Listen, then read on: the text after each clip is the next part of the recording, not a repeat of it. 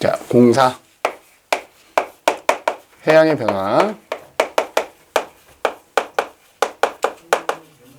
방금 얘기했듯이 바닷물의 성질, 화학적 성질은 어떻게 되고 뭐 물리적 성질은 어떻게 되고 크게 두 가지 얘기가 나오는데 그 중에 첫 번째로 자, 바닷물의 화학적 성질. 그러니까 바닷물에 뭔가 녹아있다 이 말이지. 그래서 우리 뭐 일부러 먹진 않지만 이렇게 먹어보면 먹게 되면 짠맛 뒤지게 나고 쓴맛 뒤지게 나고 그러지, 그지? 바닷물 속에 뭔가 녹아있더라 이거지.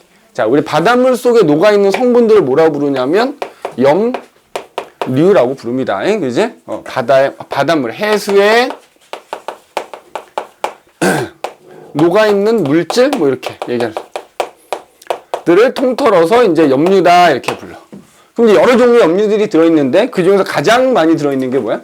바닷물을 먹었을 때 제일 먼저 느껴지는 맛이 뭐야? 짠맛 아니야, 그지? 짠맛을 나게 하는 염화 나트륨이라는 물질이 가장 많이 들어있고요. 이것 때문에 짠맛이 난다. 그 다음에 두 번째로는 쓴맛을 나게 하는 성분이 그 다음 많이 들어있어. 염화 마그네슘이라고 하는 성분이 이제 쓴맛을 나게 하는데 요게 두 번째로 많이 들어있다. 그래서 그 옆에 이렇게 해수의 염류의 비율 그래서 보면 나와 있지. 염화 나트륨이 제일 많고 그 다음 염화 마그네슘, 그 다음에 뭐 있어? 뭐 그 밑으로 이제 뭐 황산 마그네슘이라는 것도 있고, 그지? 뭐 등등등등등 여러 가지가 있고. 걔네들을 통틀어서 이제 우리가 염류라고 부른다 이거지. 근데 이제 야, 얘네들은 염화 나트륨이니 염화 마그네슘이니 황산 마그네슘이냐는 건 물질이고, 만약에 바닷물 속에 가장 많이 들어있는 건 원소를 물어보면 누구 되겠어? 염화잖아, 그지? 염소라는 원소로는 염소라는 원소가 가장 많이 들어있는 겁니다, 그지? 염소라는 원소가 가장 많이 들어있고, 그 다음이 뭐 나트륨, 뭐 마그네슘, 원소로 따지면 그렇게 되는 거고, 얘네들은 물질인 거지, 물질. 염화 나트륨이라는 물질, 염화 마그네슘이라는 물질, 황산 마그네슘이라는 물질, 그지? 그렇게 많이 들어있다 이거지. 그럼 이제 중요한 건 이런 염류들이 이제 바닷물 속에 녹아 있으면 뭐 일종의 소금물을 생각하면 되겠지. 그럼 소금물을 만들었어. 그럼 소금물에 뭐가 있지? 농도라는 게 있을 거 아니야. 그럼 바닷물 속에 이 염류라고 하는 것들이 얼마나 녹아 있느냐, 그 정도, 그 농도를 나타낸 걸 우리가 뭐라고 하냐면 염분이라고 한다. 염분, 그지? 그러니까 그 바닷물이 얼마나 짜냐, 쓰냐, 그 정도. 그지? 거기 염분의 정의 나와 있지, 그지? 얘는 정의가 어떻게 되냐면, 바닷물 1kg을 기준으로 해서 1kg 속에 염류가, 바닷물 1kg 속에 녹아있는 염류가 얼마나 되느냐를 나타낸 거야. 염류의 그람수 뭐 이렇게는. 그 염류가 많이 녹아있으면 당연히 그러니까 일종의 농도라고 생각하면 된다고요. 근데 예전에는 이 염분의 단위를 우리 백분율, 퍼센트하고 비슷한 천분율이라는 단위를 썼어. 그래서 이 염분을 나타낼 때 이제 단위로는 퍼밀이라는 단위도 썼어. 퍼밀. 그래서 단위가 퍼센트하고 비슷했죠. 0~2개 이렇게. 천분율이라고 합니다. 천분율. 그러니까 바닷물 1000g 속에 염류가 몇 그램 들어있느냐 나타내는 게 퍼밀이거든. 근데 지금은 퍼밀이라는 단위보다는 이제 교육과정 바뀌면서 실용염분 단위 그래가지고 실용염분 단위 그래서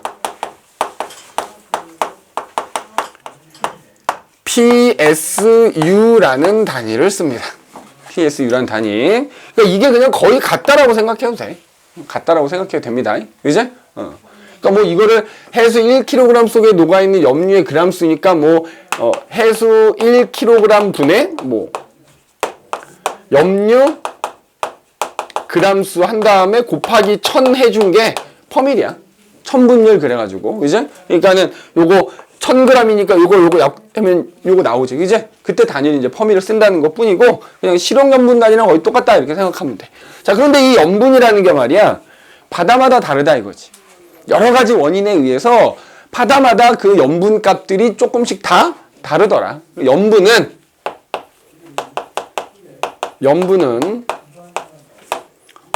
전 세계 바다마다 조금씩 다 다르다.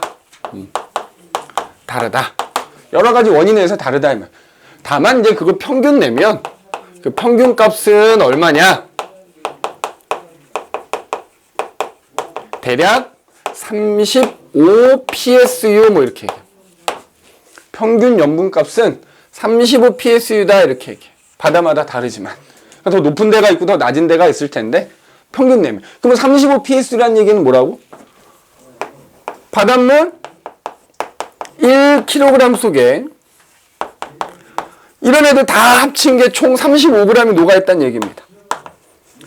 염료가 총 35g이 녹아있으면 35 PSU다 이렇게 이제 생각을 해주면 돼. 이제 자, 근데 이 염분에서 이제 중요한 거는 뭐냐면 염분에서 중요한 건 뭐 바다마다 이제 다르다고 했다만 그 이유는 이제 좀 이따 얘기할 텐데 염분비 일정의 법칙이라는 게 있어요. 염분비 일정의 법칙.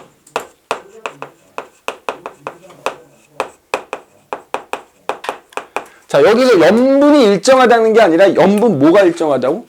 염분 B가 일정하다. 염분 B.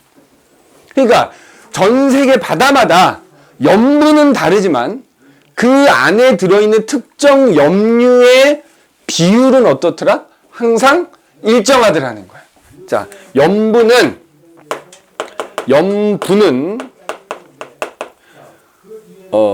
그냥 이렇게 쓰면 바다마다 다르지만 그 안에 녹아있는 특정 염분의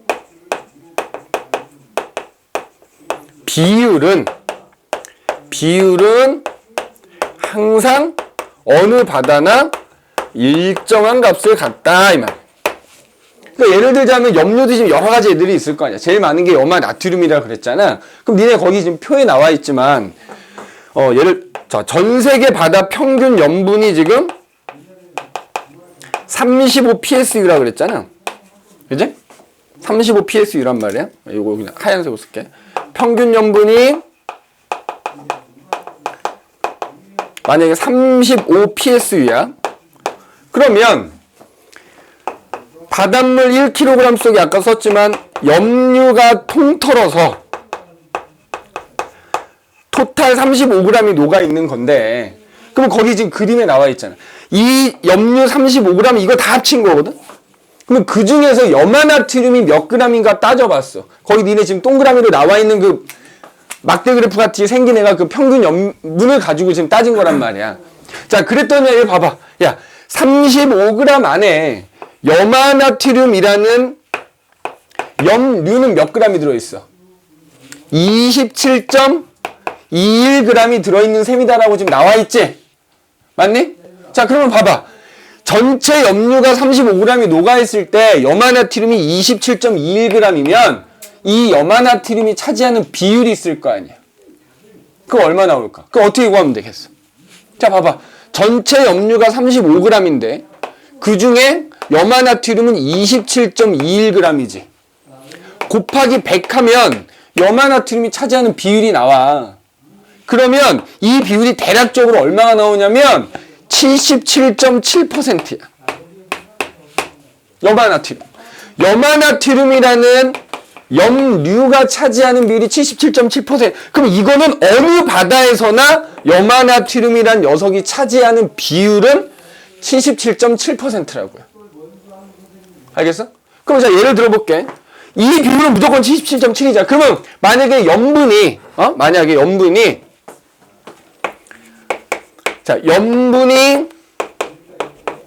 40 PSU인 바다가 있대. 자, 여기서 바닷물 1kg을 채취했을 때 이 안에 염화나트륨 몇 g 들어있냐 물어볼 수 있지. 그럼 무조건 몇 프로 들어있다고? 염분이 40 PSU란 얘기는 염류가 토탈 40g이 들어있다는 얘기고요. 그럼 이 중에 무조건 77.7%는 뭐여야 된다고? 염화 나트륨이어야 된다고. 그 염화 나트륨이 차지하는 비율은 항상 똑같아야 된다. 비율이 똑같아야 된다고. 평균값을 가지고 따졌을 때 염화나트륨이 77.7%면 어느 바다에든지 염류 중에 77.7%는 염화나트륨이라고. 그러면 만약에 염류가 40g이 녹아있는 바다라 그러면 거기에 0.77 곱한 것만큼. 그럼 대략 얼마가 되겠지? 29.8g 정도가 무조건 염화나트륨인 거예요. 염류 40g 중에. 알겠니? 그 뭐가 일정하다? 비율이 일정하다라는 거예요. 어떤 한 염류가 차지하는 비율은 염분은 다르더라도 걔의 비율은 항상 똑같아야 된다라고 하는 게 뭐다? 염분비 일정의 법칙이라고. 명심해야 돼. 비율이 일정한 거야. 비율이. 야, 얘들아, 봐봐. 여기 예를 들어 염분이 35psU일 때는 염화나트륨이 들어있는 양은 27.21g이고 여기에는 염화나트륨이 29.8g이 들어있는 거야. 양은 다르지만 뭐는 같다? 전체 중에 차지하는 비율은 같다라는 거야. 그게 염분비 일정의 법칙입니다. 알겠니? 염분비 일정의 법칙이야. 그래서 염분에서는 염분비 일정, 그러니까 사실 요거 이용해서 많이 문제를 낼 수 있거든. 차지하는 비율이 일정, 요거만 기억하면 별로 어렵지 않아. 비례식 세워서 계산하면 되는 거니까, 뭐 이거를 계산하는 게 나올까 싶냐면서도 나와도 그렇게 크게 어렵지 않게 풀 수 있을 것이다. 그럼 이제 우리가 요거, 염분이 어쨌든 이제 뭐 바다마다 다르고 또 뭐 장소마다 결국 다른 셈인 거잖아. 왜 달라지느냐? 특히 이제 표면, 거기 밑에 나오지만 표층염분이라고 하지. 표층염분이 전 세계 장소마다 바다마다 다른 이유가 무엇이냐라고 하는 거에 대한 얘기가 나오거든. 그래서 2번 표층염분의 변화. 그리고 잠깐 쉬었다 할게요. 지금 뭐 조는 사람도 있고 하니까 좀 쉬었다 합시다. 자, 그 다음에 이제 그래서 염분이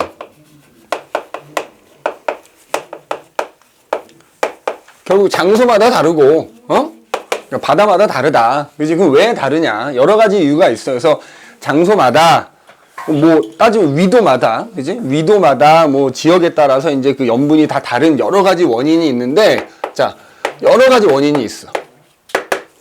예를 들자면 일단 가장 주된 요인. 그러니까 염분이 변하는 요인이라고? 원인보다 요인?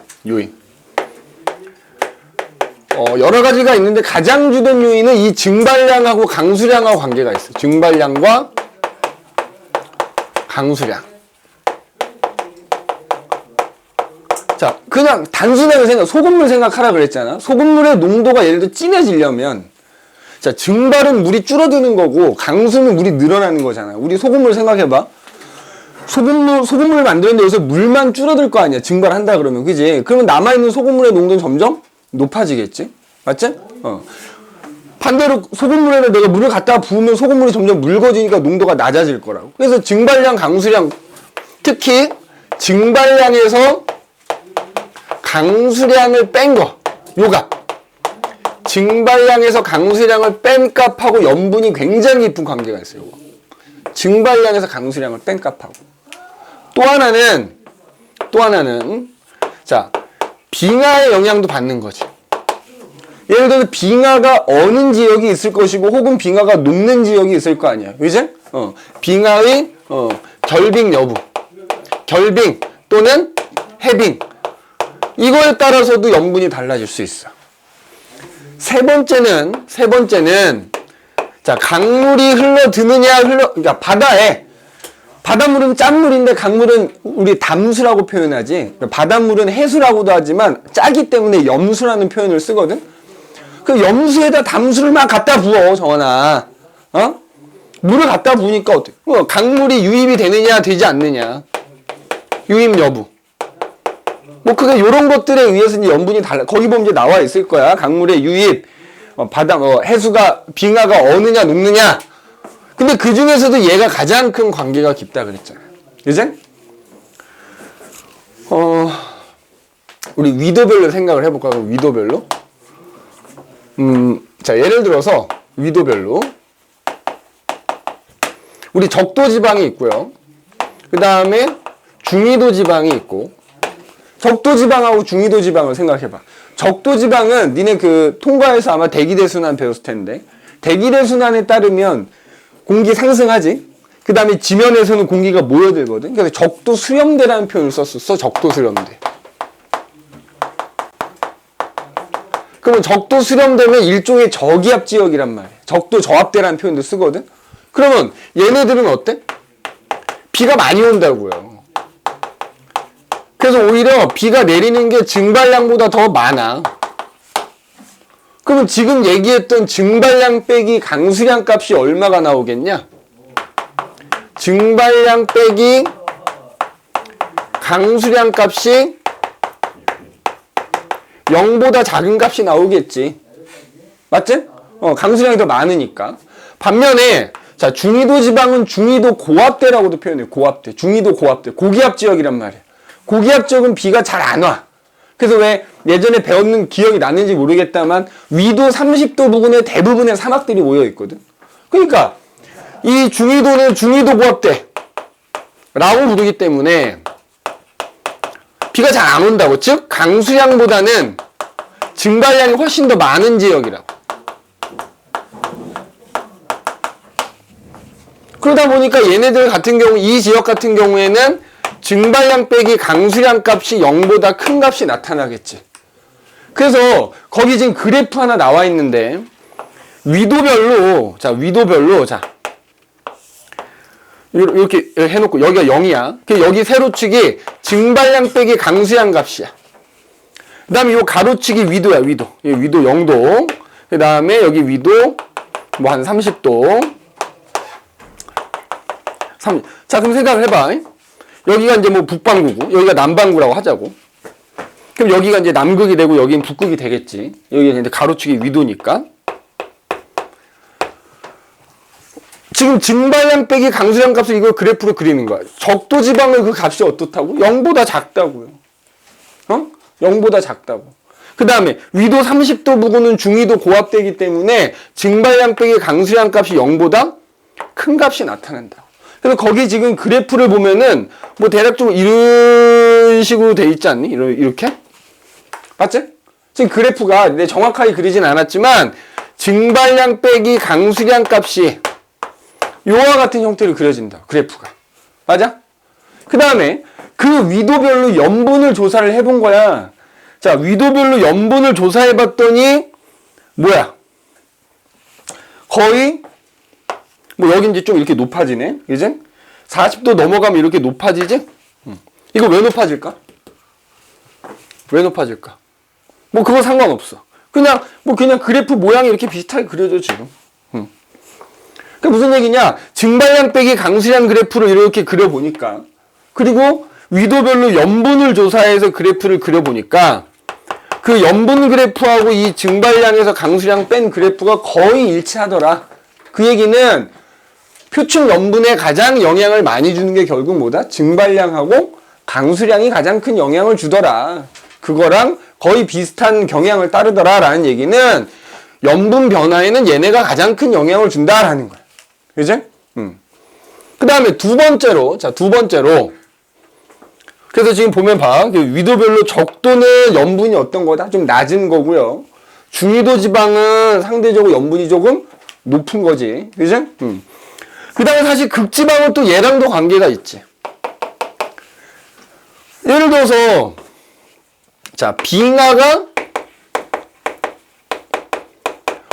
얼 때를 생각해봐. 어는 경우. 그럼 언제가 얼지? 뭐 예를 들어서 북극 같은 경우에는 바다가 어는 거란 말이야. 그지? 바닷물이 얼 때 뭐가 얼어? 순수한 물만 얼어요. 맞아? 그러면 남아있는 바닷물은 물이 줄어든 거 아니냐? 그 바닷물 중에 물만 얼음이 돼버렸으니까 남아있는 바닷물에서는 물이 줄어든 셈이잖아. 그럼 염분이 어떻게 돼? 높아지는 거. 그러니까 북극은 계절로 따졌을 때 겨울철에 염분이 조금 높아지는 거고, 반대로 여름에 빙하가 녹으면 염분이 낮아지고 이렇게 되는 거야. 빙하가 결빙이 되면 염분이 높아진다고. 반대로 빙하가 녹는 지역은 어떻게 돼? 빙하 자체가 얼음이 물이잖아. 그러니까 그 물이 녹아서 바닷물에 들어가는 거니까 바닷물의 양이 늘어나는 셈이니까 반대로 염분이 어떻게 된다? 낮아지게 될 거란 얘기지. 빙하가 어느냐? 빙하가 얼 때 바닷물만 얼다. 바닷물에서 순수한 물만 얼기 때문에 이와 같이 염분 변화가 나타난다 이거야. 소금물 생각하면 어려운 게 없다. 그지? 니네가 소금물을 얼리면 뭐만 얼어? 처음에 물만 얼지, 물만. 그지? 그럼 남아있는 소금물의 농도는 당연히 높아질 거고요. 그 얼음이 녹아서 물의 양이 늘어나면 염분 낮아지겠지. 그지? 그렇게 생각하면 되고. 자, 그 다음에 강물이 흘러드는 곳. 자, 이건 이제 두 번째였고, 세 번째.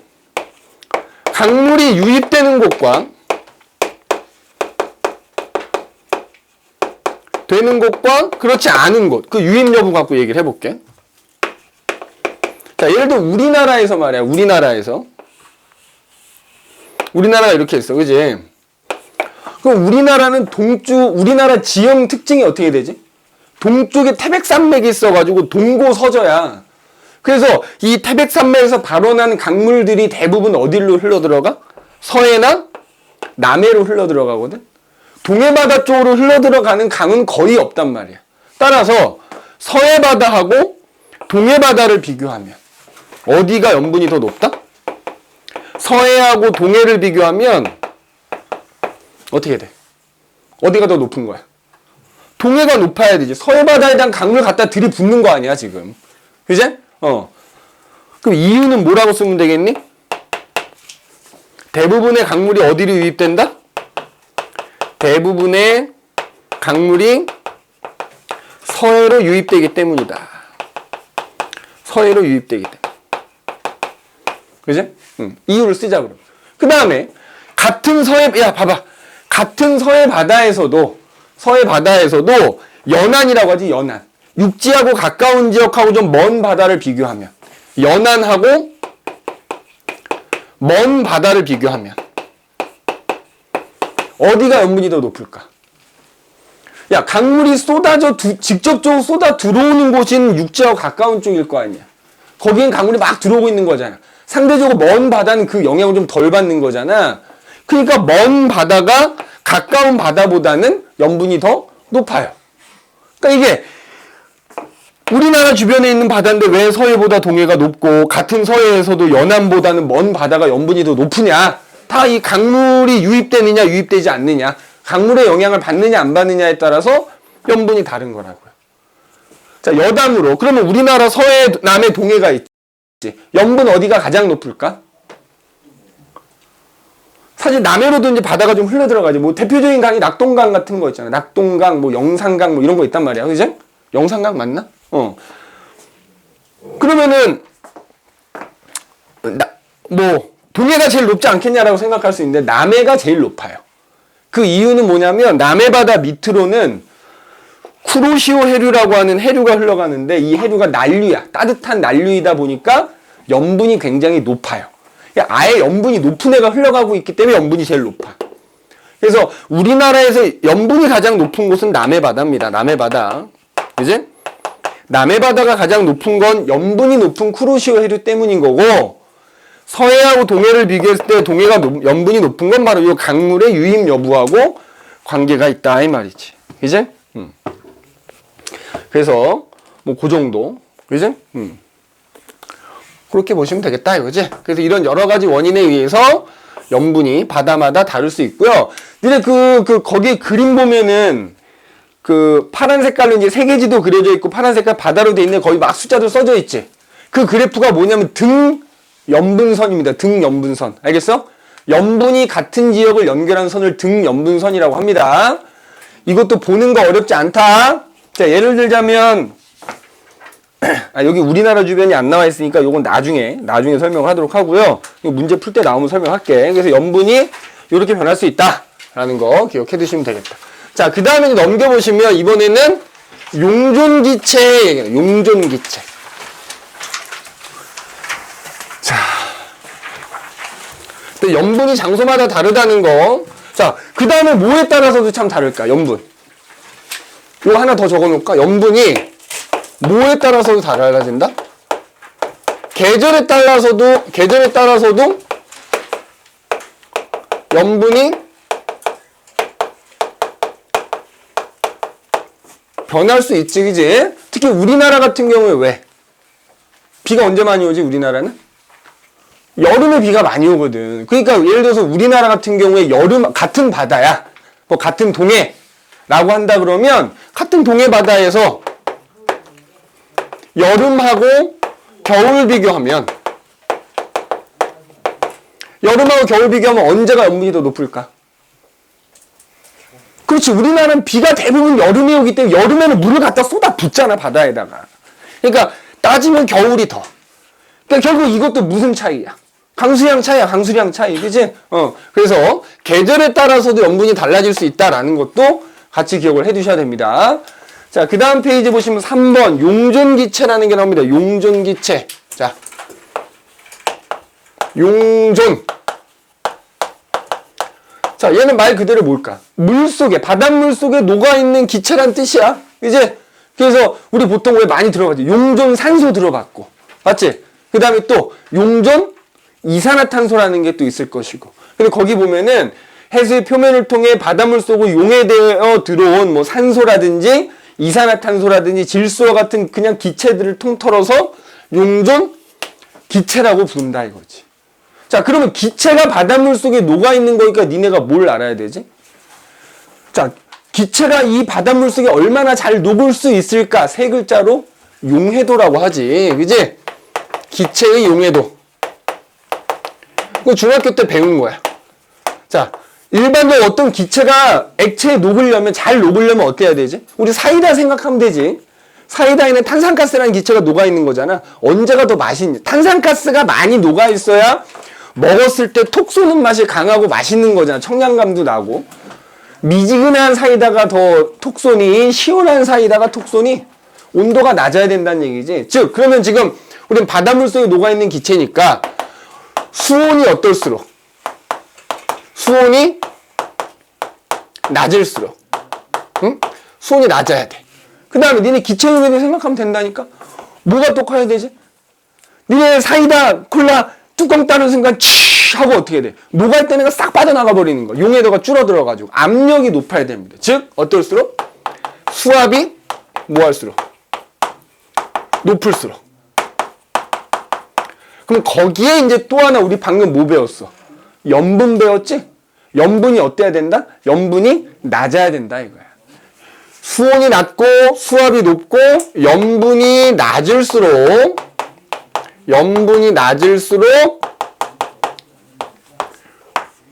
용해도가 큰 겁니다. 알겠니? 용해도가 크다. 용해도가 크다는 얘기는 정환아 바닷물 속에 많이 녹아있다는 얘기지? 뭐 그게 산소라면 용존산소가 많다는 얘기고 이산화탄소라 그러면 용존 이산화탄소가 많다는 얘기가 되는 거야. 뭐 할수록? 용해도가 클수록 많이 녹아있는 것이다 이거지. 그지?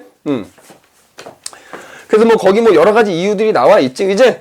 그 다음에 또 하나. 그럼 이제 산소. 자, 뭐 용존 산소, 용존 이산화탄소.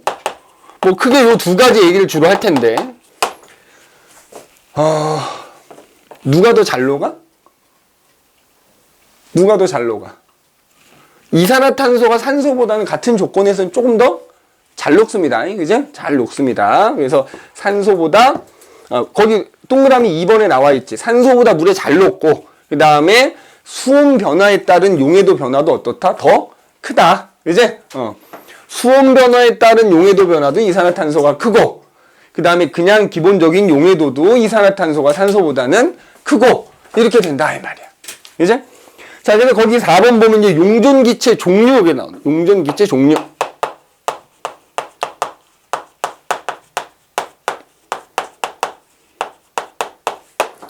자, 두 가지 얘기한다 그랬지? 두 가지? 산소하고 이산화탄소. 첫 번째 나오는 게 뭐다? 용존 산소. 그럼 용존 산소 뭐라고? 바닷물 속에 녹아있는 산소의 양이란 뜻이지. 그러면 그 바닷물 속에 녹아있는 산소 양이 바닷속으로 들어가면 들어갈수록 그 양이 어떻게 변하는지를 한번 살펴보는 게 여기서는 핵심이 되겠다 이 말이야. 그지?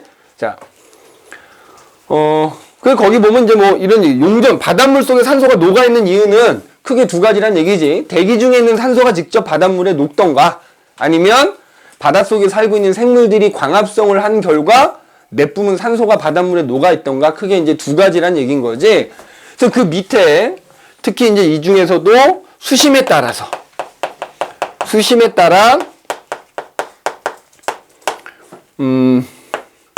용존 산소량이 어떻게 변하는가? 그러니까 뭐 여기서 이게 말이 어려운 게 아니니까 이 그래프만 해석하면 끝나는 거지. 그지? 그래프만 해석하면 끝나는 거야. 자, 그러면 지금 보자. 요 가로축이 용존 산소량으로 돼 있고요. 세로축이 이제 수심인 거지. 수심. 자, 깊어질수록 수온이 어떻게 되냐? 일반적으로 낮아져요. 뒤에 가서 그 층상구조 따로 배우겠지만 일반적으로 낮아져. 낮아지다가 이제 어느 정도 깊이 이상 들어가면 매우 차가울 뿐이지. 그럼 기본적으로 용존 산소량이 어때야 되냐? 바닷속으로 들어갈수록 온도 낮아지지. 게다가 수압도 높아지지. 그러니까 원래대로라면 바닷속으로 들어갈수록 어떻게 돼야 돼? 용존 산소량이 계속 증가해야 되는 거 아니냐? 이렇게 돼야 되는 거 아니니? 이렇게 돼야 되는 거? 맞지? 근데 그렇지가 않지. 지금 보면은 뭐 거의 숫자상으로 뭐 한 6 정도 이렇게 써 있는데 오히려 지금 수심이 한 1000m 정도 될 때까지는 그지? 한 1000m 정도 될 때까지는 자, 분명히 수온 낮아지고 수압이 세질 텐데 그럼에도 불구하고 용존 산소가 어떻게 된다? 감소한대. 그지? 용존 산소가 감소한다는 거야. 왜? 얘들아, 봐라. 이 가까운 수심이 가까운 곳에는 아무래도 대기 중에 있는 산소가 직접 녹기도 할 것이고, 그 다음에 햇빛이 투과가 되니까 그 바닷속에 사는 생물들이 뭘 해? 광합성을 연락해서 산소를 막 내보내고 있기 때문에 일단 그 값이 높단 말이야. 맞지? 값이 높아. 거기 이유 나와 있지? 자, 여기서 용존 산소가 좀 높은 이유는 뭐라고? 대기 중에 있는 산소가 용해가 되거나 또는 물속에 사는 생물들이 광합성을 하기 때문에 그 수면 근처는 용존 산소량이 높단 말이야. 자, 졸지 마시고. 이제 졸지 마시고. 그런데 밑으로 들어가면 들어갈수록 뭐야? 용존 산소량이 오히려 감소한다? 자, 그 이유는 니네 바닷속에 여러 가지 생물들이 살겠지만 아무래도 가까운 쪽에는 소위 말하는 호기성 세균이 많이 살지. 그지? 그러니까 가까운 데는 지금 이거 생각하면 광합성 많이 하는 애들이 살 거란 말이야. 근데 수심이 깊어지면 깊어져서 햇빛이 적어지니까 광합성 하는 애들은 별로 없을 거겠지. 그러면 대신에 생물들이 기본적으로 광합성은 안 하더라도 뭐 해야 돼? 호흡은 해야 될 거 아니야. 맞지? 호흡하려면 뭐 해야 돼? 산소를 써야 되거든. 그러니까 물속에 녹아있는 산소를 지들이 막 흡수해갖고 생명 유지하기 위해서 호흡을 막 하니까 들어가면 들어갈수록 오히려 용존 산소량이 감소하게 되는 거. 그지? 감소하게 되는 거. 그래서 거기 중간에 이유는 나와 있지 않지만 여기 이렇게 들어갈수록 감소하는 이유는 뭐 때문이라고? 광합성을 하지 않는 생물들이 대부분 뭐 한다? 호흡하는데 산소를 사용해 버리기 때문에 그 양이 점점점 감소한다 이거야. 그지? 근데 오히려 이제 1000m가 넘어가면 오히려 용존 산소량이 이제 어떻게 되지? 증가하지. 자, 그 이유는 뭐냐? 일단 당연히 수압이 증가하는 것도 있고, 형아나. 그 다음에 뒤에 가서 배우겠지만 이 바다 밑바닥에서 뭐가 올라와? 차가운 물. 저 북극 극지방에서 가라앉은 차가운 물이 이렇게 밑에서 용승을 하거든. 되게 차가운 물 속엔 기본적으로 산소가 많이 녹아 있지. 그런 애들이 극지방에서 가라앉아갖고 이렇게 용승을 한단 말이야. 그것 때문에 오히려 용존 산소가 증가하는 경향을 보인다 이 말이지. 그지? 그러니까 거기 나와 있지만 극지방에서 가라앉은 극지방의 차가운 해수가 뭐 용승 또는 유입 뭐 이렇게 봐야지. 그래서 오히려 이때부터는 오히려 용존 산소량이 수심이 깊어질수록 증가하는 경향을 보인다 이거야. 지금 요 두 가지 이유는 교재에 나와 있지? 요 이유하고 요 이유 나와 있어. 요거 뭐 때문이라고 요거? 거기 사는 생물들이 호흡에 의해서 산소를 소모하기 때문에 그렇다 이거야. 이제 수압이 높아짐에도 불구하고 수온도 낮아지고 수압도 높아짐에도 불구하고 그렇더라 라는 거 기억을 해두시는 게 좋을 것 같다 이거지. 이제? 근데 지금 거기 단위가 단위가 지금 어떻게 돼 있냐? 밀리리터 퍼 리터 아닌가? 그죠? 그래갖고 지금 제일 낮은 값일 때가 한 1 정도 지금 되는 거잖아. 맞니? 1 정도 되는 거다. 그래서 일단 용존산소는 수심에 따라서 이렇게 변한다 이거예요. 자, 두 번째. 용존기체 종류 두 번째 뭐 있어? 바닷물 속에 녹아있는 이산화탄소, 용존 이산화탄소라고 할 수 있겠지. 용존 이산화탄소.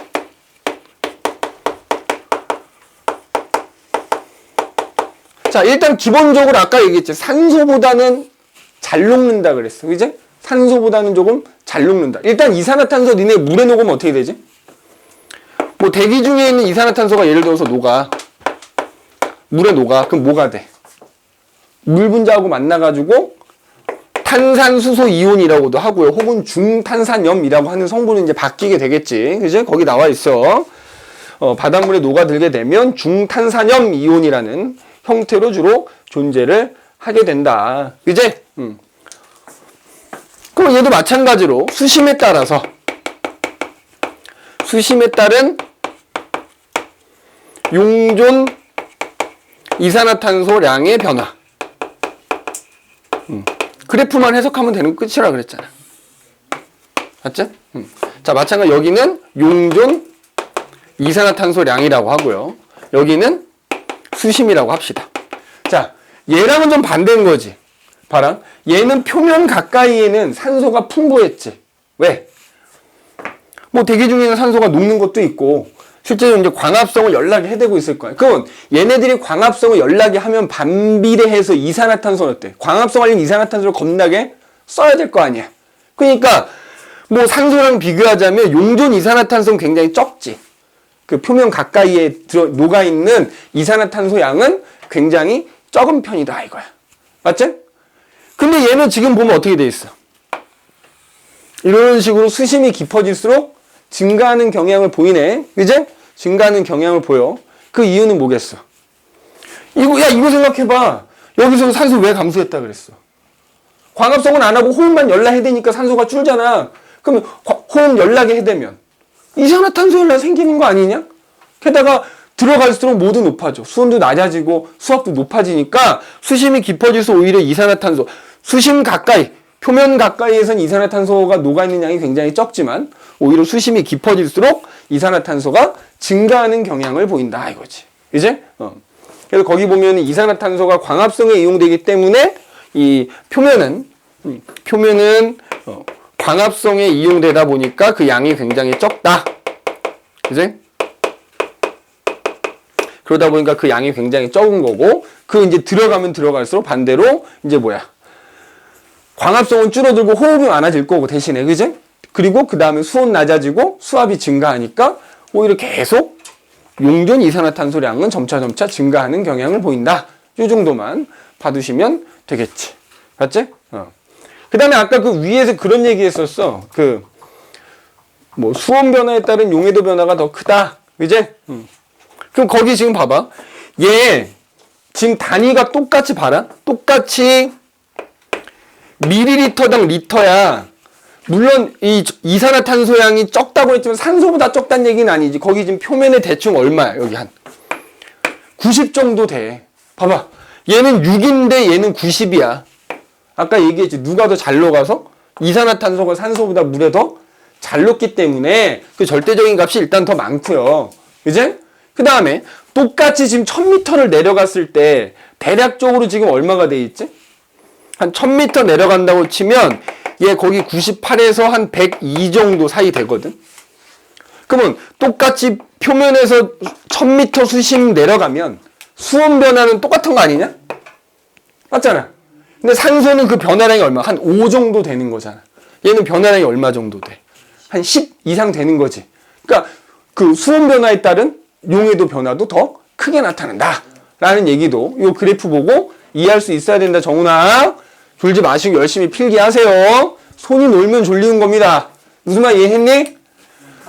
표면에 이산화탄소가 일단 더 많아. 아까 이산화탄소가 산소보다 더 잘 녹는다고 했기 때문에. 그지? 그리고 같은 수심이 낮아졌을 때 수온 변화는 비슷할 거 아니야. 똑같이 1000m 내려갔어. 산소나 이산화탄소나. 그러면 동일한 수온 변화가 일어났을 때 얘는 용해도가 한 10 이상 차이가 나는 거고, 그 양이. 그지? 얘는 한 5 정도 차이가 나는 거니까. 그지? 뭐 그런 차이도 더 이산화탄소가 크게 나타난다라는 것도 그런 측면으로 이해를 해주면 되겠다 이거야. 어? 자, 그래서 그렇게 보시면 되겠다. 뭐 이게 별로 어려운 거 없으니까 이 그래프만 해석할 줄 알면 됩니다. 그래서 용존 기체라는 것은 그냥 바닷물 속에 녹아있는 기체의 양을 뜻한다. 그지? 자, 그 다음에 이번에는, 자, 그래서 지금 염분하고 뭐 이런 용존 기체 이런 건 어떤 이제 해수의 화학적 성질이라면 이번에는 해수의 물리적 성질이라는 거에 대해서 얘기를 한번 해보자. 물리적 성질. 자, 그 다음 해수의 물리적 성질.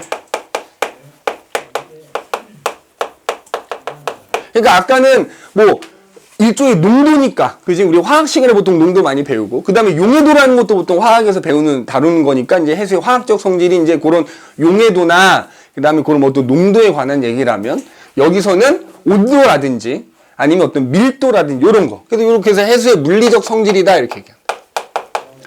자, 그래서 이제 첫 번째로 나오는 게 바닷물의 온도, 해수의 수온.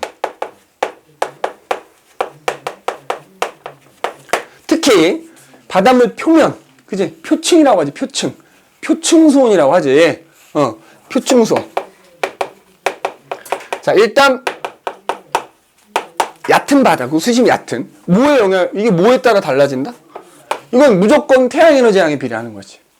태양에너지 양에 비례하는. 태양에너지 많이 받으면 많이 흡수하면 수온이 높은 거고요. 태양에너지가 적으면 어때? 수온이 낮은 거야. 그지? 거기 보면 표층수온의 변화 요인, 태양 복사 에너지가 가장 큰 영향을 준다 이거지. 태양 복사 에너지. 그러다 보니까, 자, 뭐에 따라 달라?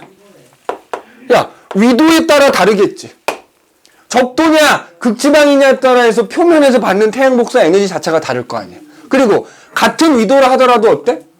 여름이냐, 겨울이냐에 따라서 일상은 달라질 거 아니야. 그래서 표층수온에 가장 큰 영향을 주는 게 태양 복사 에너지다 보니까 위도와 계절에 따라서 계절에 따라 그 표층수온이 달라진다 이거지. 달라진다. 표층수온 달라진다. 당연히 태양 에너지를 많이 흡수하면 수온이 높은 거고 태양 에너지 적게 흡수하면 수온이 낮은 거겠지. 그지? 낮은 거겠죠. 뭐 그거 별 어려운 얘기 아니고. 그래서 뭐 표층수온 분포의 특징, 전 세계 해양의 표층수온은 대략 0도에서 30도 사이다. 이제 사이다. 그 다음에 저위도에서 고위도로 갈수록 당연히 수온은 낮아진다라는 거. 위도에 따라 다르다 그랬지, 이제. 그래서 저위도보단 당연히 고위도가 이제 수온이 더 낮을 것이고, 뭐 계절도 당연히 여름보다는 겨울일 때가 수온이 더 낮을 것이고, 뭐 그런 당연한 얘기야, 그지? 당연한 얘기입니다, 그지? 그 다음에 거기 보면 계절에 따라서 특히 요거 이 계절에 따라서 달라지는 수온 변화가 달라지는데 얘는 거기 그거 대양의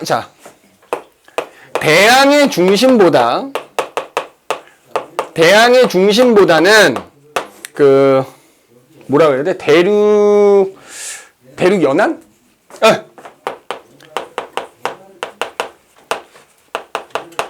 그러니까 무슨 얘기냐? 그러니까 예를 들어서 여름일 때 수온하고 겨울일 때 수온 차이가 있을 거 아니야.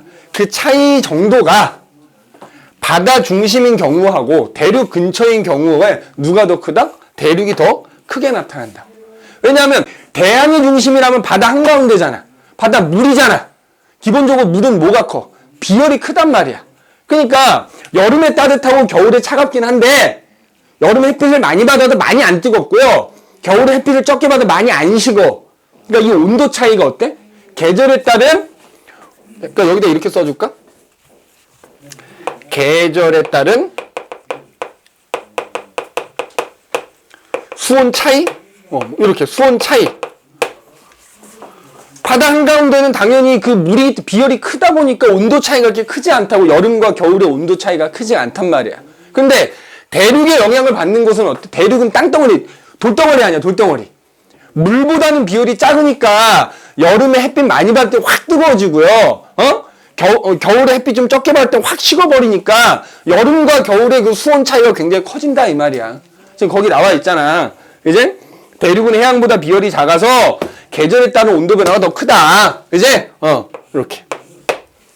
대양의 중심보다는 대륙의 연안이 그 계절에 따른 온도 차이가 더 크게 나타난다. 라는 거 또 기억을 해 두시면 되고, 그 다음에 마찬가지 이제 전 세계 바다의 수온을 조사해가지고 수온이 같은 지점을 연결한 선을 우리가 등수온선이라고 하거든. 등수온선. 자, 이 등수온선은 대체로 위도와 나란하게 나타난다고. 위도와 나란하게. 그러니까 예를 들면 뭐 이런 거지. 여기 이제 뭐 유라시아 대륙이 있고 이쪽에 이제 아메리카 대륙이 있고 여기가 적도야. 여기가 위도가 이제 뭐 30도, 뭐 60도 이런 식으로 있을 거 아니야? 그러면 자, 예를 들어서 여기 이제 태평양이라고 치면 여기 수온, 여기 지금 각 지점의 수온들을 다 지금 뭐 이런 식으로, 이런 식으로 뭐야? 그 수온이 같은 지점을 연결하는 선이 등수온선인데 그 등수온선은 위도선하고 대체로 정환아 나란하게 나타나는 경향이 있다고. 그 아까 얘기했듯이 뭐 예를 들어서 적도 근처 뭐 수온이 지금 보자. 뭐 대략 한 28도 정도 뭐 이렇게 된다. 그럼 수온이 28도인 지역을 연결한 그 선이야 이게. 그럼 이제 아까 얘기했지만 고위도로 갈수록 수온 낮아진다 했으니까 뭐 예를 들어 여기는 26도 선, 뭐 24도 선, 뭐 이런 식으로 일단 올라갈수록 수온이 낮아지는데 그 등수온선은 위도랑 대체로 나란하다고. 그럼 대체로 나란하다는 얘기는 나란하지 않은 곳도 있다는 얘기잖아. 뭐냐면 뒤에 가서 우리가 배우겠지만 아까 얘기했지. 극지방에 차가운 물이 가라앉아서 이게 보통 적도 근처에서 올라와요. 니네 그 통과해서 엘니뇨 배웠지. 엘니뇨. 무역풍 약해지면 어떻게 됐어? 용승이 심해졌지. 그 차가운 물이 이렇게 용승한단 말이야. 그럼 그쪽은 어때? 적도 근처임에도 불구하고 차가운 물이 올라오니까 수온이 어떻겠냐고. 낮겠지. 맞아? 그러니까 대체로 나란하다는 얘기는 나란하지 않게 나타나는 지역도 있더라 하는 얘기지. 뭐 예를 들어서 뭐 이런 식으로, 그지? 뭐 이런 식으로 나타내야 되나? 그러니까 뭐 이런 식으로 나타나기도 하고 이런 지역이 있다 이 말이야. 그 거기 나와 있지 밑에. 자, 해류나 용승의 영향을 받는 곳. 그죠? 해류나 또는 차가운 물이 올라오는 용승의 영향을 받는 곳은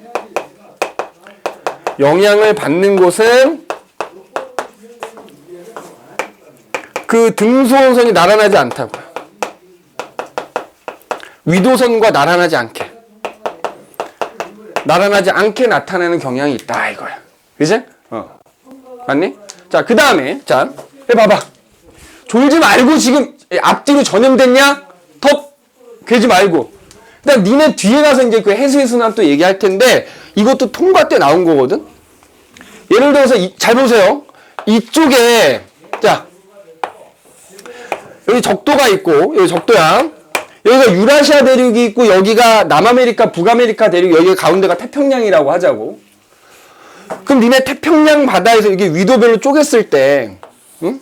여기가 30도고, 뭐 여기가 60도고, 여기가 이제 뭐 90도 뭐 이렇게 있어. 그럼 니네 해수의 순환 배운 거 잘 생각을 해봐. 0도에서 30도 사이에 무역풍이란 바람이 이렇게 불거든? 남반구에서는 이렇게 불다 보니까 해류가 이렇게 흘러가갖고 니네 이거 북쪽도 해류라고 아마 배웠을 거야.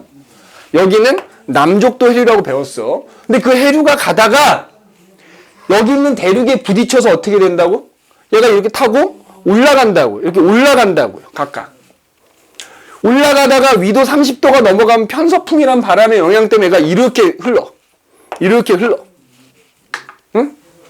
그럼 또 이렇게 흘러가던 애가 이쪽 북아메리카, 남아메리카 대륙에 부딪히면은 이렇게 타고 내려와. 어디 갔어? 타고 내려와, 이렇게. 타고 내려와.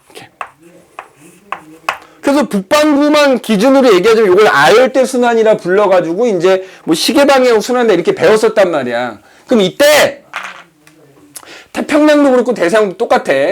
자, 이쪽이 이제 여기가 이제 북극 쪽이고 여기가 남극 쪽이야. 큰 바다를 기준으로 서쪽은 그 대륙에 부딪히는 해류들이 저위도에서 고위도로 올라가지. 요거 두 글자로 뭐라 그래? 따뜻한 해류에서 난류라 그래. 난류. 항상 큰 바다의 서쪽으로는 뭐가 흘러? 난류가 흘러. 큰 바다의 동쪽으로는 차가운 해류, 한류가 흘러. 그러면 큰 바다를 기준으로 큰 바다의 서쪽이 큰 바다의 동쪽보다 어떻다? 수온이 더 높아야 된다고. 난류가 흐르니까. 알겠니? 그래서 자, 큰 바다, 대양의 서쪽이 또 우리가 서안이라고도 하거든. 서안이 큰 바다의 동쪽, 동안보다는 수온이 더 높다고요. 왜 높다고? 큰 바다의 서쪽으로는 뭐가 흐르기 때문에? 난류가 흐르기 때문에. 정훈아! 그러지 말고. 이거는 대서양도 똑같아요. 대서양도 대서양이라는 바다의 서쪽으로는 난류가 흐르고 동쪽으로는 한류가 흐르거든? 그래서 항상 큰 바다의 서쪽이 큰 바다의 동쪽보다는 수온이 높게 나타나는 경향을 보인다 이거지. 그지? 그 난류 때문에, 그지? 난류 때문에 그렇게 된다라는 거, 뭐, 기억을 해 두시면 되고, 그래서 그 밑에 이제 65페이지 아래쪽에 그림 보면은 등수온선이라는 그래프가 쫙 이렇게 그려져 있지? 그지? 그래서 요 지금 설명한 내용을 토대로 그 그래프를 잘 해석만 하실 수 있으면 됩니다. 알겠니? 그 보고, 아, 얘는 요거 때문에 수온이 이렇게 차이가 나는구나. 그지? 야, 그럼 니네 예를 들어서 봐봐. 얘들아. 자, 만약에 여기가 28도 선이고요. 여기가 26도 선이야. 자, 봐봐. 여기가 이제 뭐 예를 들어서 이렇게, 응? 뭐 적도 근처라고 해보자. 여기가 적도 근처야. 자, 이 지점하고 어디가 수온이 더 높은 거야? 여기가 A라고 하고 여기가 B라고 하면 A가 높은 거지. 야, 졸리우면 세수하고 와. 그지? 연휴 끝나고. 그러니까 이제 요 선대로 가는 거기 때문에, 그지? 이 선보다 이 위에 수온이 낮은 거잖아. 근데 지금 B는 그 선보다 위에 있으니까 26도보다 수온이 더 낮은 거고요. A는 28도인 거니까 A가 더 그러니까 니네 등수원선을 보고 이런 식으로 해석할 수 있어야 돼. 같은 위도에서 서로 다른 지역에서 수온이 누가 더 높은 건지, 요거 등수원선 보고 파악할 수 있어야 된다고. 그지? 파악할 수 있어야 된다는 얘기입니다. 자, 그래서 이제 이거는 이제 표층 수온은 뭐 위도에 따라서 계절에 따라서 이렇게 달라진다는 얘기인데, 그 마찬가지 이제 바닷속으로 들어가면서 온도 변화가 어떻게 나타나는가, 그 얘기 한번 해보자는 얘기야. 바닷속으로 들어가면서 온도 변화가 어떻게 나타나느냐. 자, 내가 요거 하나만 얘기하고 잠깐 쉴 테니까, 요거 먼저 집중합시다. 그래서 얘도 마찬가지로 용존기차랑 비슷한 거야. 수심이 깊어짐에 따라서 수온이 어떻게 변하는가, 그지? 자, 그런데 여기 아까 지웠지만 무조건 수온은 하여튼 뭐의 영향을 가장 많이 받는 거야? 태양 에너지의 영향을 가장 많이 받는 거야. 위도에 따라서도 태양 에너지 많이 받는 곳은 따뜻하겠지. 근데 바닷속으로 들어갈 때도 똑같은 거야.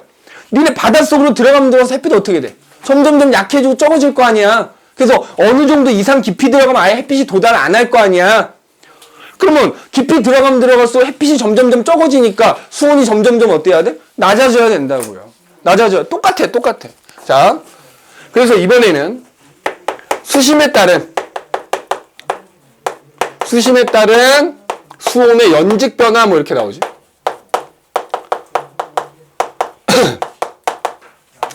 얘도 마찬가지라 얘기야. 자, 여기 가로축이 수온이고요.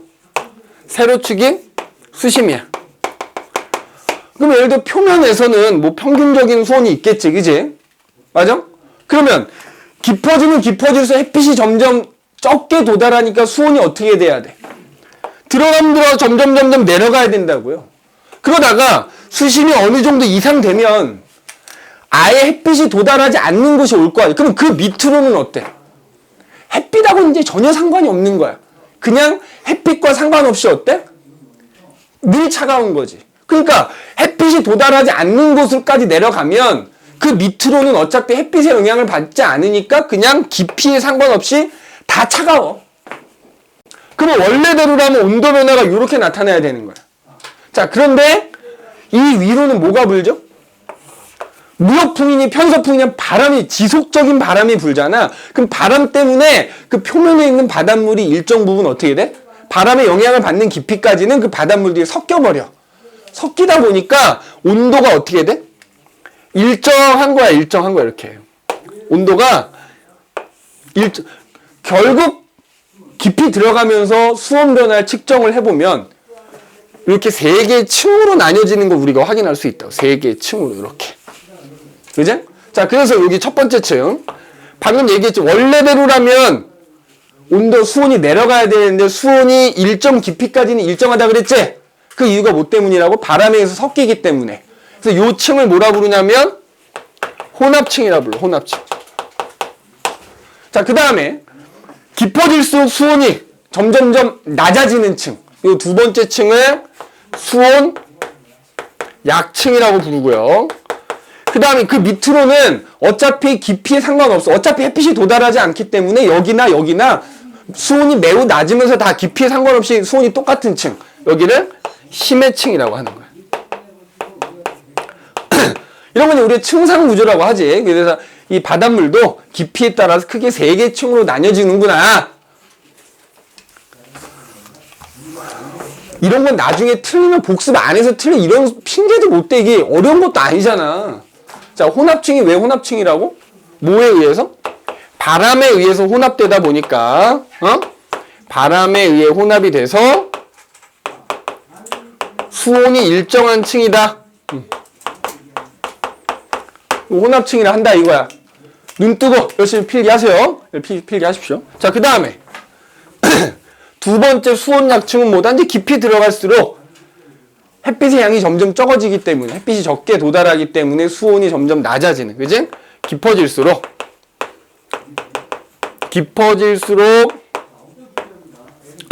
수온이 내려가는 층이지. 자, 그럼 여기서 봐봐. 수온 약층의 경우에, 여기 보세요. 근데 심해층까지만 쓰고 쉴 거야. 이렇게 나눠볼게. 자, 수온 약층에서 위아래를 보는 거야. 위하고 아래 중에 어디가 더 따뜻한 거야? 위가 더 따뜻하지? 아래는 차갑지? 그럼 이 바닷물, 요 수온 약층에 있는 바닷물이 위아래로 연직 운동이라고 하지? 이렇게 위아래로, 우리 흔히 대류라고도 하고. 일어나, 안 일어나? 안 일어나지. 매우 안정한 층입니다. 알겠니? 그래서 얘는 깊어질수록 수온이 낮아지다 보니까 안정한 층이 안정한 층. 자, 안정한 층이어서 뭐가 안 일어난다고? 해수의 연직 운동이 안 일어난다고. 연직 운동 또는 대류 운동이 안 일어난다고. 그럼 연직 운동이 안 일어나니까 잘 보세요. 심해층에 있는 어떤 물질이 혼합층으로 올라올 수 있냐 없냐? 없지. 심해층과 혼합층 사이에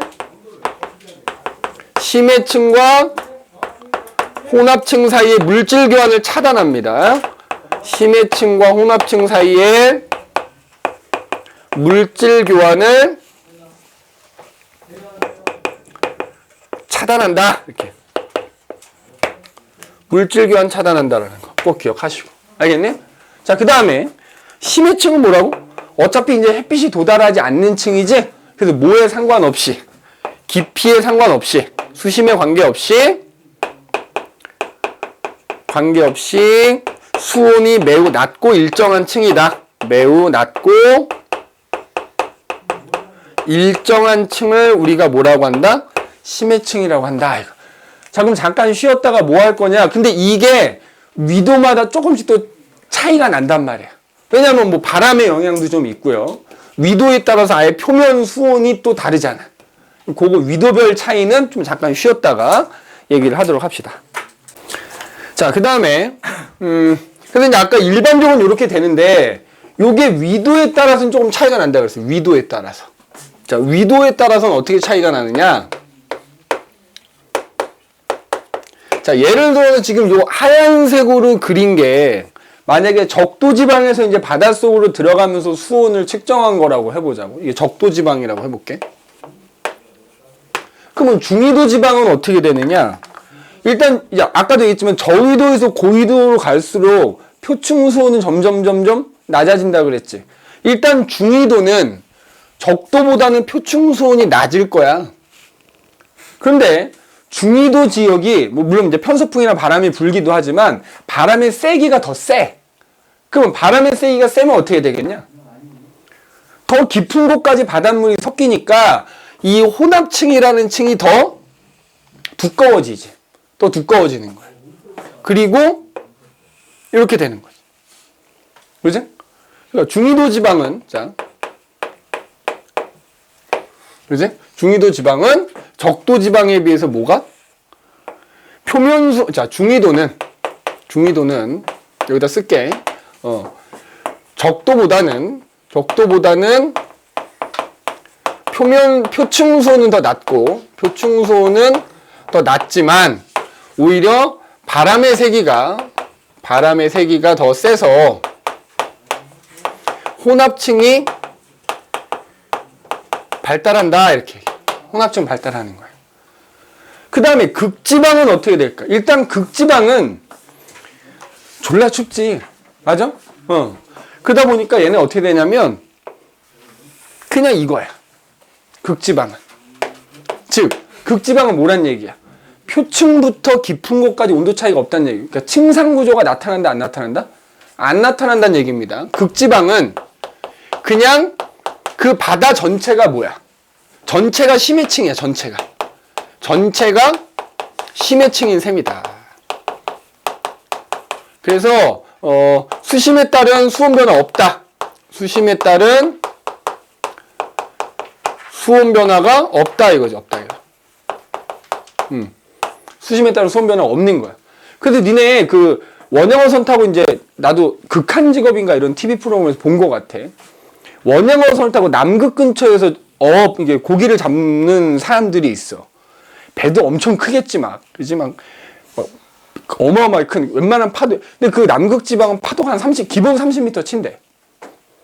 그러니까 거기서 어업하는 사람들이 제일 무서워하는 게 뭐냐면 파도 치는 게 무서운 게 아니고 배가 언제 원체 크니까 그 파도에 버티긴 하는데 파도에 휩쓸려 물에 빠지는 거래. 수온이 너무 낮아서 빠지면 그냥 죽는데. 그지? 뭐 얘를 못 건지기도 하겠지. 파도가 워낙 세니까 못 건지는 것도 못 건지는 거지만 뭐 몇 분 안에 못 건져내면 손이 너무 낮아가지고 그냥 저체온증은 그냥 바로 죽는다 그러더라고. 그지? 전체가 심해층이다 이거야. 근데 요 그래프 가지고 이제 뭐 문제가 출제가 되겠지. 그럼 많이 또 나오는 선지, 보기 선지 중에 하나 이거야. 그러면 자, 적도지방, 중위도지방, 극지방. 극지방은 일단 제외를 할게. 적도지방하고 중위도지방 중에서 요 이제 중간이 수온약층이잖아. 수온약층이 더 발달한 층이 뭐야? 어딜까? 수온약층이 더 발달한 곳은 어디야? 중위도하고 적도 중에서. 애들이 이제 발달했다고 하니까 이게 더 두꺼운 거를 생각하는데 더 두꺼웠다고 발달한 게 아니고 온도 차이가 크면 발달한 거야. 그러면 수온약층의 온도 높은 곳과 낮은 곳의 차이는 어디가 더 큰 거야? 적도지, 적도. 자, 적도는 중위도 지방과, 그러니까 중위도 지방은 혼합층이 발달했다면 적도 지방은 뭐가 발달한다? 수온약층이 발달한 겁니다. 알겠니? 적도 지방은 수온약층이 발달한 거야. 그래서 거기 66페이지 아래쪽에 보면은 위도별 해양의 층상구조, 그래서 지금 선생님 설명한 거 나와 있지. 그래서 위도별 왜 이런 차이가 나는지를 꼭 기억해야 됩니다. 중위도는 왜 혼합층이 발달을 했고, 적도는 왜 수온약층이 발달을 한 거고, 극지방은 왜, 그지? 그래서 그거 좀 잘 기억을 해둬야 돼. 근데 중위도는 그래도 뭐 층상구조가 가장 뚜렷하고, 거기 저위도 나와 있지? 수온약층이 잘 발달한다. 거기다 줄거 놓으시고요. 그지? 수온약층이 가장 잘 발달한 지역이 어디다? 저위도 지역이다. 그리고 중위도 지역은 바람이 세다 보니까 혼합층이 가장 잘 발달되어 있고, 이 층상구조가 비교적 뚜렷하게 나타난다 이거지. 그지? 나타난다 라는 거 기억을 해 두시면 되겠다 이거지. 그지? 자, 그 다음에 세 번째인가? 지금 우리가 수온, 물리적 성질에서 이제 첫 번째 수온 살펴본 거니까 뭐 거기 3으로 나와 있긴 하다만 밀도에 대한 얘기가 나오면 밀도. 그지? 이게 이제 2였다면 세 번째는 자, 바닷물의 밀도. 자, 근데 이 밀도도 수온하고 관계가 있는 거. 니네 그 액체나 기체를 생각해봐. 기체 같은 경우에 차가운 놈하고 따뜻한 놈 누가 더 무겁지? 차가운 무겁지? 똑같아. 바닷물의 밀도, 자, 물론 이제 밀도라는 거에 뭐 밀도가 이제 얼마나 무겁냐, 가볍냐를 뜻하는 거기 때문에 영향을 주는 게 여러 가지가 있지. 두 가지 영향을 받는 거야. 뭐하고 뭐? 온도. 수온의 영향을 받고요. 그 다음에 우리 앞서 얘기했던 뭐의 영향을 받아? 염분의 영향을 받아. 니네 생각해봐. 소금물의 농도가 진하면 진할수록 밀도가 커져요. 봤지? 그래서 내가 거기다 어떤 뭐 달걀 같은 거 하나 띄워놓고 거기다 소금물의 농도를 조절해갖고 이 달걀을 띄울 수도 있고 가라앉힐 수도 있는 거야. 그죠? 그래서 수온과 염분에 따라서 이 바닷물의 밀도가 달라지게 된다 이거야. 수온과 염분. 방금 얘기했듯이 어떨수록 수온은 낮고, 맞지? 염분은 어떨수록? 염분이 높을수록 결국 그 해수의 밀도는 증가한다 이거죠. 이제 수온하고 염분의 영향을 받는다. 특히 이제 수온 같은 경우에는 밀도랑 어때? 서로 반대되는 경향을 보이네요. 그지? 수온이 낮을수록 동일한 염분이라면 수온이 낮을수록 바닷물의 밀도가 높게 나타나요. 그래서 거기 지금 그래프 나와 있지. 맞죠? 자, 여기가 위도고요. 위도 0도고. 자, 우리 앞에서 수온 어떻게 된다고? 일반적으로 저위도에서 고위도로 갈수록 어떻게 돼? 자, 여기가 예를 들어서 뭐 90도 N이고 여기가 90도 S 뭐 이렇게 된다 그러면 일반적으로 저위도에서 고위도로 갈수록 수온 낮아지거든? 수온 변화, 위도에 따른 수온 변화 이렇게 나타나겠지. 맞니? 그러면 밀도 변화는 지금 어떻게 나타나고 있대? 대략 뭐 이런 식으로 약간 반대 경향을 보이지? 맞지? 수온이 높을수록 밀도는 작은 거고 수온이 낮을수록 밀도는 높은 거다. 이제 수온하고 밀도는 서로 반대되는 경향을 보인다.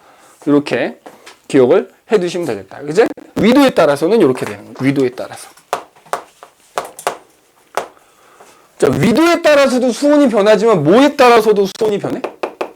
깊이에 따라서도 수온이 변하지. 그러면 깊이에 따라 수온이 변함에 따라 깊이에 따라 밀도도 달라지겠지. 맞지? 자, 그래서 거기 보면은 자, 이번에는 깊이에 따른 변화. 자, 여기 뭐 수온 또는 밀도라고 합시다. 그지? 수온 또는 밀도. 여기 두 개, 층이 이렇게 두 개가 돼 있는 거지. 여기가 밀도로 돼 있고, 뭐 여기가 이제 수온으로 돼 있는데, 그냥 나는 편의상 합쳐서 쓸게요. 어차피 우리가 숫자에 집중하는 게 아니기 때문에, 여기 수온 밀도라고 해볼게요. 여기 수온 또는 밀도. 수온은 어떻게 된다 그랬어? 저거. 일반적으로 어떻게 돼? 이렇게 될 거 아니야. 그치? 맞지? 근데 지금 보면은 수온 변화가 뭐 약간 이렇게 지금 나타나고 있지. 그치? 이게 수온 변화. 맞니? 그럼 밀도 변화는 어떻게 나타내야 돼? 반대라며. 그치? 대체적으로 이런 경향을 띠는 거지? 맞아? 수온하고 밀도가 서로 반대이기 때문에. 위도에 따라 수온이 달라지고 깊이에 따라 수온이 달라지는데 어쨌든 수온과 밀도 변화는 서로 반대로 생각을 해주면 되겠다 이거야. 그래서 깊이에 따른 밀도 변화도 이렇게 나타나. 그지? 근데 뭐 거기 이제 이유가 나와 있지, 그지? 수온과 밀도가 반비례하는 거고, 특히 여기 봐봐. 여기 우리가 수온 약층이라고 불렀던 곳에서는 밀도가 급격히 또 그 그래프의 기울기가 굉장히 급한 걸 볼 수가 있지. 수온이 급격히 낮아지니까 밀도 급격히 증가한 거야, 맞지? 그리고 여기서는 밀도 거의 깊이에 상관없이 밀도가 거의 일정한 이유도 깊이에 상관없이 수온도 거의 일정하니까. 결과적으로 수온의 영향을 가장 많이 받는다. 그제? 자, 그 다음에 그 밑에 보면 수온 염분도 그래갖고 세로축을 해수의 수온, 가로축을 염분으로 해서 수온과 염분과의 어떤 밀도 관계를 나타낸 그래프다. 그래서 여기 그래프가 하나 빠져 있구나. 그지? 이 그래프는 선생님이 다음 시간에 따로 설명을 좀 하도록 합시다. 지금 교재 만들면서 그래프가 왜 빠졌는지 내가 이유를 모르겠어. 그래프가 지금 하나 빠져 있는 겁니다. 이 그래프를 보면서 설명을 해야 되니까, 요거는 좀 따로 설명을 하도록 할게요. 그래서 우리가 뭐 여러 가지, 뭐 수온, 뭐 밀도, 그 다음에 뭐 염분, 뭐 용존 기체, 뭐 등등등 여러 가지에 대해서 얘기를 한번 쭉 나눠봤고, 그럼 니네 쭉 지금 들어봐서 알겠지만, 결국에는 이 파트에서 문제가 출제가 되면 대부분 그래프가 나올 거라고, 그래프가. 이제? 그래프가 나오고, 아까 얘기했던 뭐 등연분선이니, 등수원선이니, 그 다음에 예를 들어 밀도가 같은 건 뭘로 나오겠어? 등밀도선 뭐 이렇게 나오겠지? 그러니까 그런 그래프를 해석하는 능력이 필요한 파트다. 내용상으로 어려운 건 별로 없다. 이제? 뭐 수온이랑 반대고, 뭐 염분이 어떻게 변하고, 왜 변하고, 염분비 일정의 법칙이라는 것만 알고 이러면 되니까, 내용적으로는 별로 어려운 건 없고, 그래프가 나왔을 때 그래프를 내용을 알아야 물론 해석을 할 수 있겠지. 해석하는 능력이 좀 필요한 파트다라는 거 기억을 해두시면 되겠고, 자, 뒤에 넘기시면 니네 16번 문제가 아마 그거일 거야. 16번 문제를 보면은 그게 수온 염분도 이렇게 나와 있는 거. 수온 염분도. 그지? 자, 그 16번의 문제에 있는 그림을 보고 선생님이 이거 해석을 해줄게, 그러면. 16번 문제가 지금 거기 나와 있는 수온, 우리 앞에 그 그래프 빠져 있다고 했던 거. 그지? 그거거든? 그 문제니까. 그거를 보면서 한번 그려놓고 설명을 한번 해봅시다. 자, 수온 염분도. 자, 여기다. 수온 염분도. 그러니까 수온 염분도지만 수온, 염분, 밀도에 관한 걸 다 그래프로 나타낸 거지. 그래서 보면은, 자, 세로축을 뭘로 나타냈대? 수온. 그죠? 그 다음에 가로축은 뭐야? 염분. 맞네? 그 다음에 16번 문제 보면 이쪽 세로축은 뭘로 돼 있어? 밀도라고 이렇게 돼 있지? 밀도? 맞네? 밀도 이렇게 돼 있는 거야. 그래서 수온과 염분과 밀도와의 관계를 나타낸 그래프다. 그제? 그래서 거기 16번을 보게 되면은, 자, 그래프가 지금 뭐 이렇게 지금, 그제? 뭐 이렇게. 맞니? 그 다음에 뭐 이렇게. 뭐 이렇게 지금 이렇게 돼 있네. 맞지? 그래서 뭐 여기 1.028, 여기는 1.027, 1.026, 1.024 뭐 이렇게 돼 있다. 자, 요 그래프가 뭐야? 요 그래프가 뭐야? 그러니까 수온과 염분은 다 다를 수 있지만 밀도가 같은 지점을 연결하는 선이야. 요 선이 등 밀도선인 겁니다. 요 선이. 그러니까 니네도 거기 그 몇 페이지야? 67페이지, 아래쪽에다가, 그지? 아래쪽에다가 요 그래프를 하나 그려놓으란 말이야. 요게 등 밀도선인 거야. 맞지? 그러면 자, 예를 들어서 거기 지금 그래프가 빠져 있어도, 자, 예를 들어 선생님이 하나 추가를 해볼게, 그러면. 요렇게 여기가 1.025, 밀도가 1.025인 등밀도선이라고 하면, 아마 거기 지금 빠져있는 그래프가 요런 걸 거야. 여기가 예를 들어서 A라고 하고요. 여기가 B라고 하자. 그럼 이게 뭘 의미하는 거야? 자, 봐봐. A점과 B점은 뭐는 같은 거야? 밀도는 같은 거라고요. 근데 뭐는 달라. A점의 염분과 B지역의 염분. 뭐 이렇게. 그지? 뭐는 달라? A지점과 B지점의 염분은 서로 다른 거야. 맞지? 모두 달라. 수온도 다른 거야. 근데 뭐는 같은 거야? 그 지점에서 밀도, 해수의 밀도는 같은 지점인 거라고. A 두 지점이. 맞니? 그래서 뭐 수온 염분도에서 밀도를 찾는 방법, 주어진 수온과 이제 염분이 교차하는 점을 지나는, 그러니까 예를 들어서 여기 어떤 뭐 이렇게 시기가 돼 있어. 맞니? 자, 그럼 봐봐. 이런 얘기죠. 여기 수온, 염분이, 그거를 지나는 밀도선을 찾아가지고 그 밀도 값을 읽으면 된다, 이 말이야. 자, 그러면 거기 나와 있는 16번 문제를 한번 봐볼게. 그림은 해수의 온도와 염분 변화에 따른 밀도 분포를 나타낸 것이다.